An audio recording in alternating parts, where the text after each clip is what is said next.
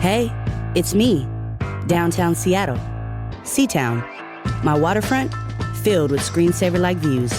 Pioneer Square, an art scene as rich as it is historic. The ID, an electric epicenter of culture. Plus, special events like live local music, outdoor musical theater, and urban hikes, all summer long. So come see me. Love, Seatown. For downtown events you'll love, visit loveseatown.com. Brought to you by the Downtown Seattle Association. Hey, it's me, downtown Seattle, Seatown. My waterfront, filled with screensaver-like views. Pioneer Square, an art scene as rich as it is historic. The ID, an electric epicenter of culture. Plus, special events like live local music, outdoor musical theater, and urban hikes, all summer long. So come see me. Love, Seatown. For downtown events you'll love, visit loveseatown.com. Brought to you by the Downtown Seattle Association.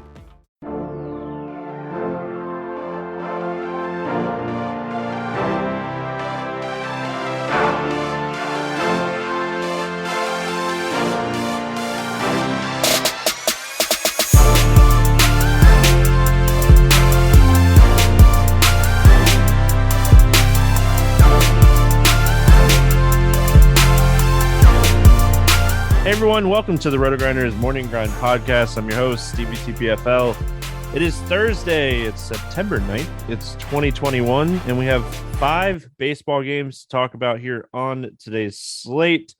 Probably talk a little bit about the Tampa and Dallas game as far as a football game as well.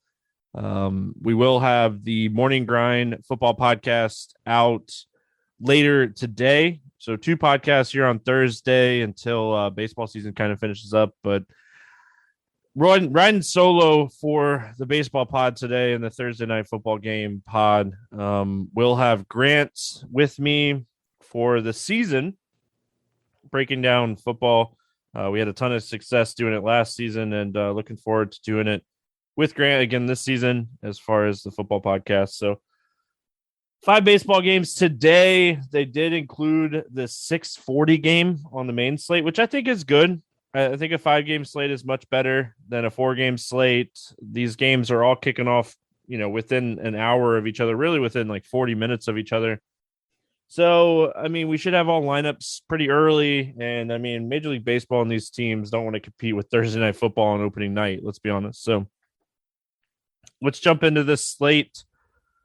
We kick it off here with the Mets and the Marlins, 7.5 total in this one. The Mets, 160 favorite. We got Stroman against Luzardo in this one. As far as Stroman is concerned here, he's 9,400, which is somewhat expensive. We watched Rich Hill on Wednesday pitch a really good game. And, I think Stroman, he's really almost the same strikeout type of pitcher as Hill this season. They're both around like 21%. The price is the only thing that I don't love about Stroman. He's the highest priced pitcher on the slate. But, we just don't have a ton of options on the slate in general. So I think Stroman on a 5-game slate like this is going to be pretty popular, and for good reason. This game's in Miami. Good ballpark, and Stroman is facing one of the weakest offenses in baseball. So it's hard not to like him in this one. As far as Luzardo goes, 5 xFIP on the season. He's really struggled with right-handed hitters. When he got called up, was it 2 years ago?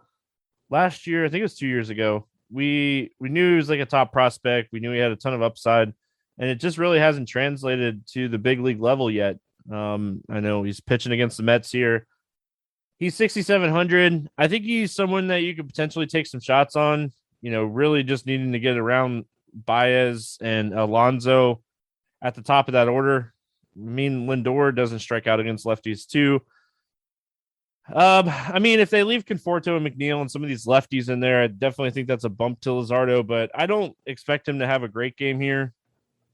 This game's in Miami. It's a 7.5 total, and the Mets are a favorite for a reason. As far as the bats go in this game, on the Mets side, it's hard not to like Pete Alonso, Javi Baez, in this matchup against Lindor or Luzardo. Sorry. like I said, he's really struggled with righties this season. 390 WOBA, 276 ISO, doesn't generate ground balls really. So, I mean, Alonso, Baez, Lindor maybe. Pilar if he gets a good lineup spot. McCann if you want to go with a full 5-man stack. Don't know if I love a full 5-man stack, but I mean, I do like the price on McCann and Pilar here. As far as Miami goes, I mean, really nothing stands out to me as far as Miami goes. Maybe Sanchez. But, I mean, it's just because he's 2,600 and he should bat like 4th or 5th here.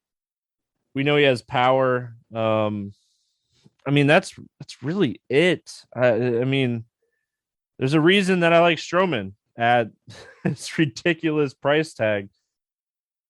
Moving on. We got Colorado at Philly, 8.5 total here. The Phillies are a 190 favorites. Sensatella against Suarez. I mean, Sensatella. I mean, getting out of Coors is always a bump for these pitchers, but Sensatella is such a low strikeout pitcher. He's at like 16% on the season. He wants to go out and he wants to generate ground balls and just kind of pitch around trouble. So not typically someone that I would take a lot of shots on in DFS. I don't really love the spot for him. Philly needs to win every single game they're playing right now. So, I mean, that's my biggest concerns when it comes to Sensatella. Suarez on the other side of this game.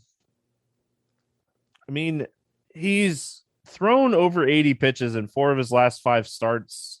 Did not get a long leash against Miami last time out. And, I mean, he was pitching a really good game in that matchup. You know, he has good strikeout stuff. He's at like 25%. He's done a great job of limiting power. And I mean, they're coming from Coors to play in Philly, first game out of Coors. I mean, there's some good right-handed hitters in this lineup, Rogers, Crone, Story.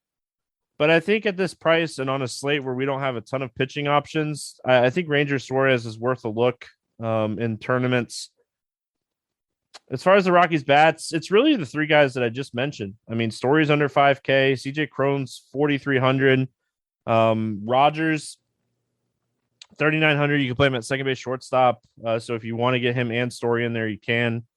So I like some of these power righties.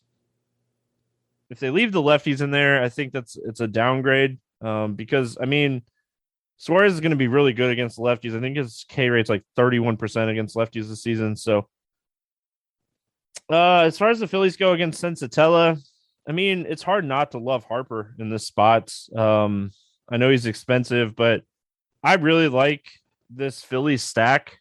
I mean, they're playing for something. They're expensive. I mean, McCutcheon's 4,200. He helps the stack. Didi is back. He's 4K. I definitely want to get Harper in there. Maybe go Brad Miller to kind of, you know, save some money. Miller has a 262 ISO against right-handed pitching this season. So I definitely don't think Brad Miller is a terrible tournament play. And I definitely like this stack. I mean, they're definitely one of the stacks that you can look at on this 5-game slate. But I don't even know if like a full stack will win today. I mean, maybe. We'll see. Kansas City at Baltimore. Hernandez and Means facing off in this game. 9.5 total. And the Orioles are a 130 favorite. As far as Hernandez goes, Carlos Hernandez he's not been pitching terrible here recently. He's 6,300. His xFIP and his Sierra is scary, but I mean, he has some strikeout stuff against both righties and lefties. Baltimore is a high strikeout team.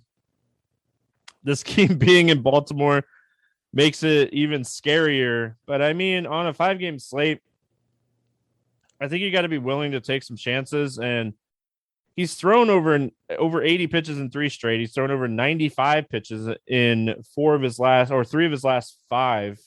So, I mean, it's hard not to like Carlos Hernandez here at this price against this strikeout heavy team. I mean, I'll take some shots on him here. John Means on the other side of this game. I mean, it's hard not to like John Means in this game too when you're just considering the price. He's 7,100 in this matchup. He's been way better on the road this season. The top of this Kansas City lineup could potentially be a pretty low strikeout team or pretty low strikeout like combination. But the bottom of the order is going to strike out a lot against left-handed pitching. So, I mean, I think both these pitchers are in play for tournaments. I actually kind of like Hernandez more than I like Means. I think Means could potentially project better in this matchup. So I definitely like Hernandez more. He's someone that I think I would definitely take some shots on here. As far as the Kansas City bats go, I mean, Perez, he finally got us our homer. Let's go. I advance. Don't know if he'll be playing 2 or 3 people next week, but I'm safe in the home run contest. Salvador Perez getting that home run that I've been hoping for all week. And I mean, just again, another great spot here against the lefty in Baltimore. Outside of him, I mean, Mondesi has a ton of upside. Whit Merrifield is a low strikeout guy. He's expensive though. I like Mondesi's price. And I mean, if you get like Emmanuel Rivera in there, he's cheap and could potentially hit like middle order. And I mean, I don't think that's the worst thing that you'd be looking at here. I mean, if you want to take some shots on Baltimore, Mullins would probably be my favorite in this matchup. Cheap end, I mean, you can go DJ Stewart. I think he's still really cheap. Yeah, he's 2,300. We know he has, home run or strikeout upside. So I don't know if this is a full stack, but I mean, if Hernandez starts getting some ownership, you could definitely take a secondary stack here with Baltimore on a 5-game slate. We got Toronto at New York, 9.5 total. The Yankees a 115 favorite in this one, very small favorites. Barrios against Cortez. I mean, this series has definitely not disappointed. As far as Barrios goes, I mean, low XFIP, good strikeout stuff, doesn't walk a lot of people, very good against righties. And I mean, that's how you have to attack the Yankees. All their power, not all of their power, but most of their power comes from the right side. And I mean, I don't hate the idea of in tournaments taking some shots here. I mean, Manoah is a pretty good strikeout pitcher, and he struggled to strike this team out yesterday. But I mean, they gave him 100 pitches, and if they're going to give Barrios a long leash here, and he's feeling it, I mean, he's a guy that can get double-digit strikeouts in a game. So a lot of interest in Barrios in tournaments. The other side, Cortez. This lineup is so good. It's so hard to look at like right-handed pitchers or even left-handed pitchers against this team. So, I mean, with Cortez being a lefty facing all of these righties, it's just, could he have a good game? Yeah. I mean, he's posted some good games here recently. It's just some of those matchups. I mean, like he posted a good game against Chicago and Minnesota. He struggled a little bit against Oakland. I think he struggles in this spot. I mean, with Simeon, Vlad, Bichette, Hernandez, I mean, really, the middle of this order is really strong against left-handed pitching. And I also worry about the leash for Cortez. I know he's kind of in that like 80 to 90 pitch count range. I would probably project him around 92 to 95 if he's pitching well. But if he's starting to get hit, I mean, the Yankees want to win this game. So as far as the Toronto bats go, Simeon, Hernandez is someone that I really like. Teoscar Hernandez has been crushing left-handed pitching this season. 396 ISO for Hernandez, 4,500. Challenges on you to try to find someone cheaper than 4,500 with an ISO in a matchup ISO higher than that. I mean, I guess Cortez hasn't allowed a huge ISO against righties, so you could probably find someone. Like I said, Marcus Simeon, Kirk is someone that if he's catching, he's 3,800. He's shown power upside against left-handed pitching this season. And he's hitting the ball really well recently. I mean, your normal suspects, Vlad, Bichette, obviously in play. You always worry about like the good end of the back end of the Yankees bullpen when stacking against them. Barrios struggles with lefties. Ton of interest here in Rizzo. If they bat Gardner leadoff, I don't mind taking shots on him. He's pretty cheap across the industry. Joey Gallo, his price has come down. We know he has a ton of power against right-handed pitching. If you're starting to like look at like 2 or 4 of these Yankees bats, I mean, then you're looking at Judge, you're looking at Stanton, you're looking at the full stack, and you're playing these guys if you're stacking this team. I mean, the prices on the Yankees are super fair. I mean, Stanton and Judge are expensive, but Gallo's 44, LeMahieu's 42, Rizzo's 41. So, I mean, really, really cheap. Like Brett Gardner cracks the lineup batting leadoff. He's 2,300, and Barrios much better against righties than he is against lefties. So Brett Gardner would be very interesting if he bats leadoff in this game. We finish it out with Washington at Atlanta. 9.5 total in this game. The Braves a 235 favorites. Eric Fed against Ino.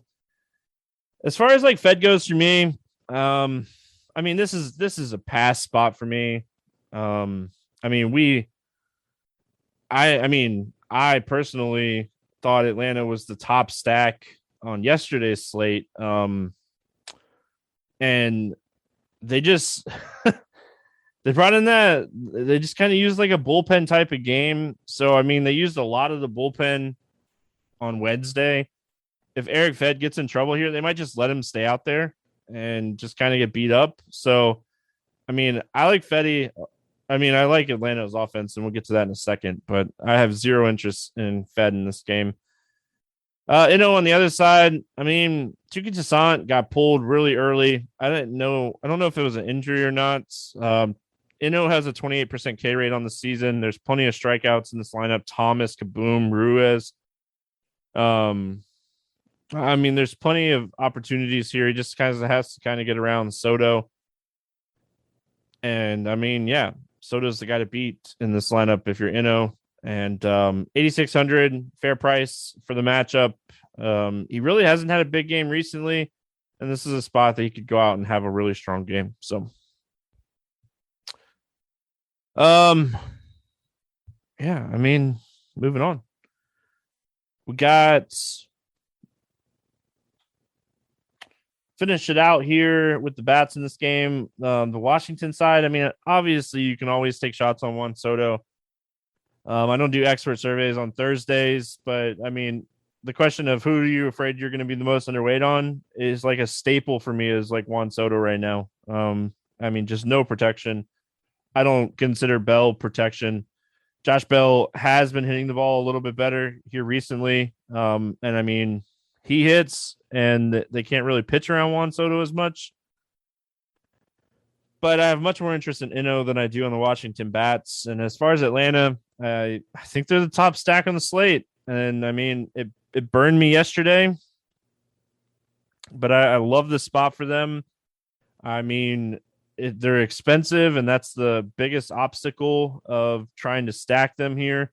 But I mean, that's one of the reasons why I was talking about Hernandez against Baltimore. So let's play the morning grind game, and then we'll talk some Thursday night football.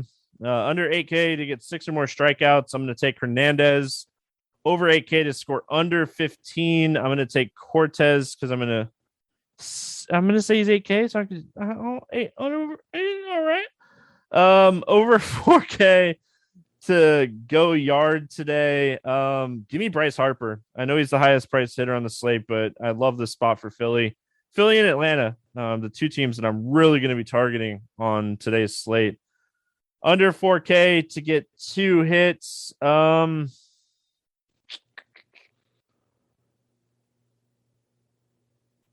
I mean, I'd say Jock Peterson if I thought he was going to be in the lineup. He hasn't been hitting the ball really well either, but I mean, I guess I'll go Brett Gardner. Throw a big time curveball and go Brett Gardner. Hope he bats leadoff again. And then my stack to score 6 more runs. Give me the Phillies. I already said Atlanta's my favorite stack, but I think the Phillies are right there with them. Really like both of those offenses in the slate. And like I said, going to be piecing together those guys with some pitching and see how the slate goes. And then watch some Thursday night football because football season is back. All right, let's talk some football here. Dallas at Tampa to kick off the season. Super Bowl champs Tampa Bay at home. Thursday night football season kicks off here in my home state. We have a 51.5 total. It opened at 52. It's come down a half a point almost everywhere. I think FanDuel is still at 52. And then this game opened at Tampa minus 6.5, and almost everywhere is Tampa minus 8.5 now. I really like Dallas plus 8.5, and we'll get to that in a few minutes. Definitely one of my favorite bets for Thursday night. I think it's the first game of the season for both of these teams, and I really think Dallas is Tampa is just getting a lot of respect in the betting world for being the first game of the season. I know Tampa's defense was solid last season and Dallas defense was not great, but I mean, Dak Prescott's back. This pass defense was, it wasn't the best pass defense in the league last season. The run defense is really good. So, you definitely worry about Zeke Elliott just in general, but a lot of respect here for the Tampa team just in general. But I think this is going to be a close game, and I'll break down this game and then just kind of go over like how I'm approaching it. And you're going to hear so many different people approach this game so differently. And I think you just have to kind of just look at the game as a whole and make a couple game script lineups. For showdowns, I usually play single entry or 3-entry max.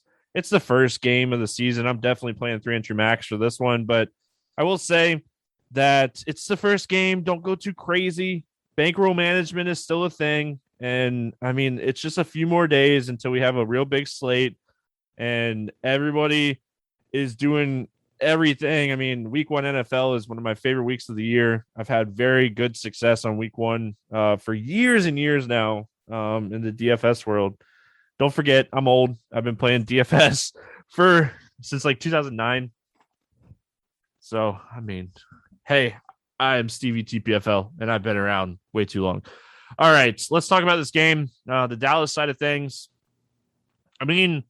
Overall, this Dallas offense projects really well this season. They, project as like a top 10 offense from a lot of different projections and projection models that I've looked at, season-long projections and stuff.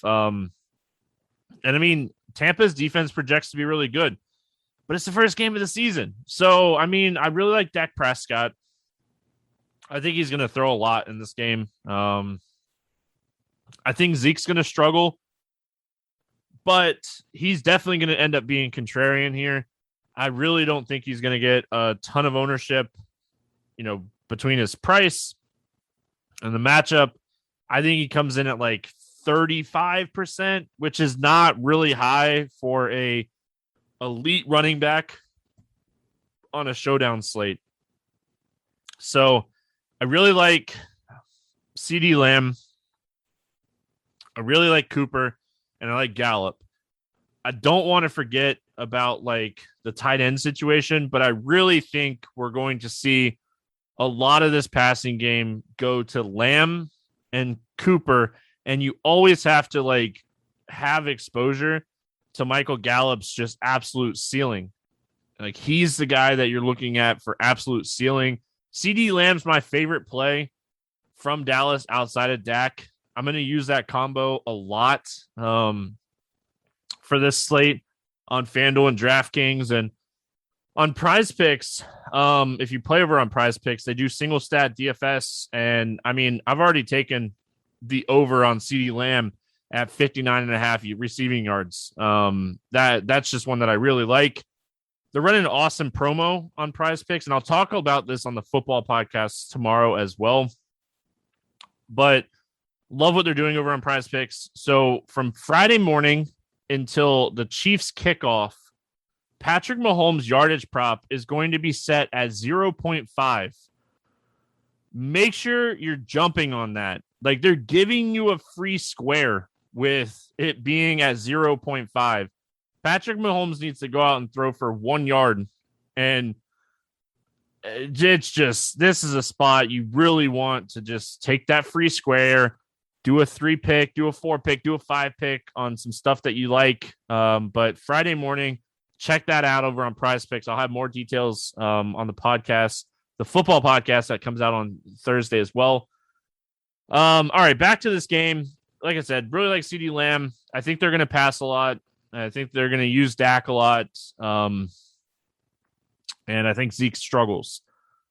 Tampa side, I mean, it's week 1, so it's really tough to judge what we're looking at here as far as like Ronald Jones, Leonard Fournette. They added Giovanni Bernard, which gives them like a pass catching back if they need it.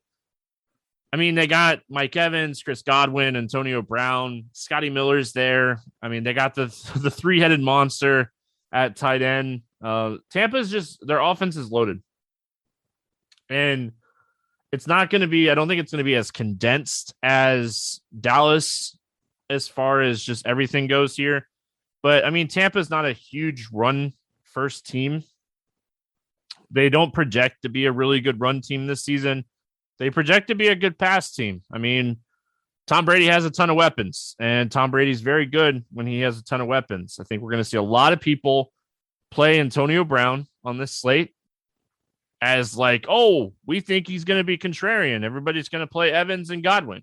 Well, if everyone is doing that, raw points still matter on showdown slates. And I mean, yes, ownership matters, but raw points is going to matter too. You're going to need to nail the raw points. And just in football in general, you got to nail raw points in football. You have to. If a running back goes out and scores 5 touchdowns at 80% ownership and you don't have him, well, guess what? You're probably not going to win because those raw points matter. All right. For another day. But anyway, as far as the Dallas players go, or Tampa players go, I probably end up being underweight on Brady, overweight on Chris Godwin. I think a lot of people will play Evans over Godwin. I'm looking to play both of them. Evans is not my favorite. I like Godwin more.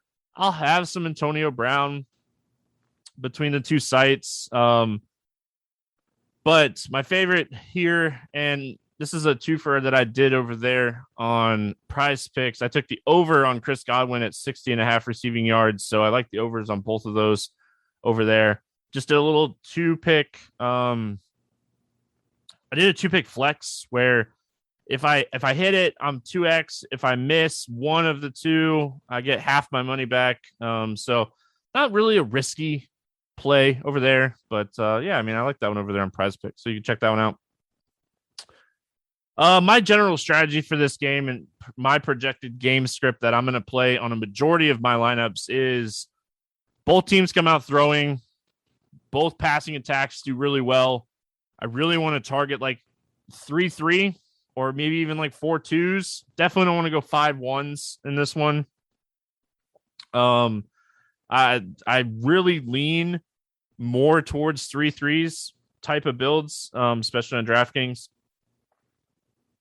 But I mean, I definitely could see some 4-2s working out depending on like the game scripts. I really don't see 5-1s working. So I think that don't build any 5-1s. I mean, maybe if you're playing 150 teams and you want to throw like 4 or 5 5-1s in there just to be like, oh, just in case. But I really don't think that's going to work. I think 3-3 is the build for this Thursday night game. Again, I'm attacking the passing games. I probably will have a hedge team as far as just taking some run game. But if I do that, it will be the Tampa run game and it'll still be the Dallas pass catchers because I still think Tampa, like my contrarian build, and my like hedge on my contrarian or hedge to my like main build is Tampa running the ball well and Dallas still throwing the ball.